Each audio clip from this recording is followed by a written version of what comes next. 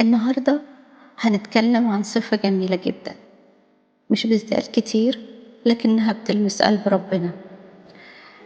النهاردة هنتكلم عن تواضع القلب.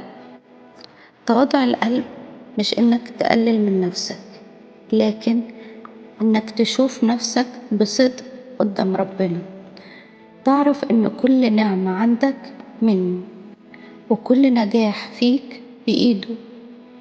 التواضع مش مظهر خارجي، ده حالة قلب بيعرف يسمع، قلب بيفرح بنجاح غيره، قلب بيقول أنا محتاجك يا رب حتى وهو قوي.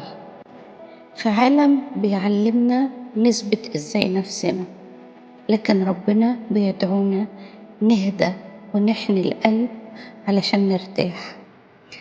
الله بيقاوم المستكبرين، أما المتواضعين فيعطيهم نعمة.